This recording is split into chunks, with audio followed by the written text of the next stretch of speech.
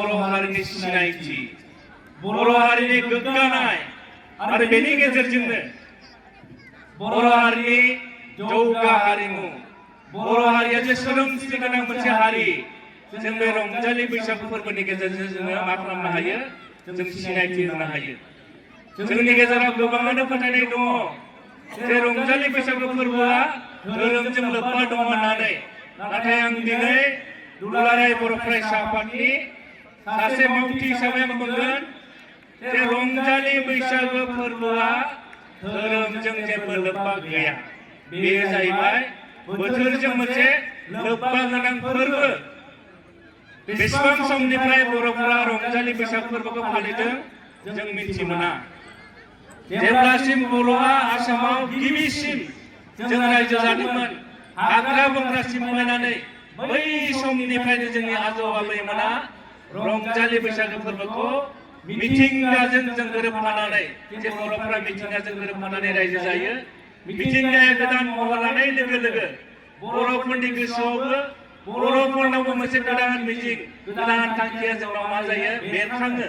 आरो मिथिंगाजों जोङो रायजो जानाय हिसाबै, जों मिथिंगाजों जोङो थाफानाय हिसाबै, मिथिंगाखौ जों मोजां मोनो हिसाबै जोङो जोंनि बैसाग बोथोरखौ, जोङो बैसाग दानखौ गोदान बोसोर होननानै दुलाराय बर' फरायसा आफादा खावलायनाय बायदि देग्लाय बर'फोरा जेरावबो जों फालिदों आरो जों फालिलांबाय थानांगोन। आरो ओंखायनो दुलाराय बर' फरायसा आफादा बैसागोनि गेजेरजोंनो बर' हारिखौ जोङो मोनसे जौगा हारि महरै जों सिनायथिनो थाखाय जों मोनसे थांखि लादों जे बैसागनि 1 तारिखनिफ्राय बैसागनि 7 तारिखसिम जोंनि दुलाराय बर' फरायसा आफादाव 80,000 जोंनि मा सेंग्रा सिख्लाफोरा जोंनि खामानि मावो।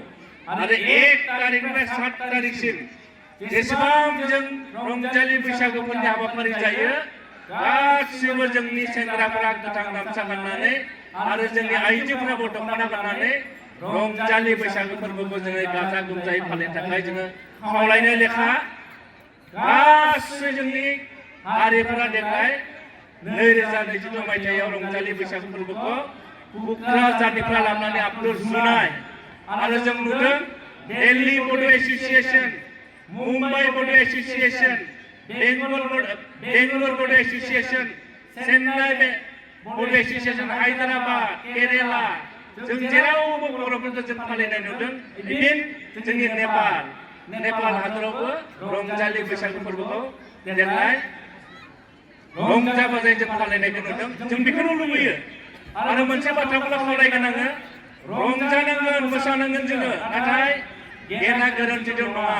ओंखायनो दुलाराय बर' फरायसा आफादा रंजालि बैसागुखौ मोनसे जोङो सिमायाव लाबोनो थाखाय जों मा खालामो, मावबादा, वर्कशप जों खालामनाय जादों। रंजालि बैसागु फोरबोआव बैसागु मेथाइखौ बोरै रोजाबनाय जायो, बैसागु मेथाइआव मा मा ओंथि बेरखाङो, बैसागु मेथाइ मोसायोब्ला मोसाखावरिफ्रा मा ड्रेस गानो, मा दामजुफोरखौ जों दामनाय जायो, बेफोरखौ जों रोखोमसे खालामनो थाखायनो दुलाराय बर' फरायसा आफादा मावबादाखौ जों खालामनाय जादों।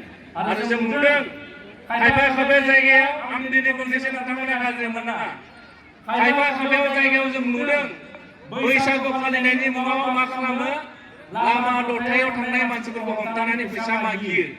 आं दिनै खाग्राबारि दख'ना दुलाराय बर' फरायसा आफादनि रंजालि बैसागु फोरबो फालिथाय बे जायगानिफ्राय खावलायनो नागिरदों जे लामा दथायाव थांलाय फैलाय खालामनाय मानसिफोरखौ हमथानानै फैसा मागिनायखौ जों बन्द खालामनांगोन। रायजोफोर जों खालामनांगोन, मानोना बेयो बर' हारिनि सोदोमस्रि गैया बेयो।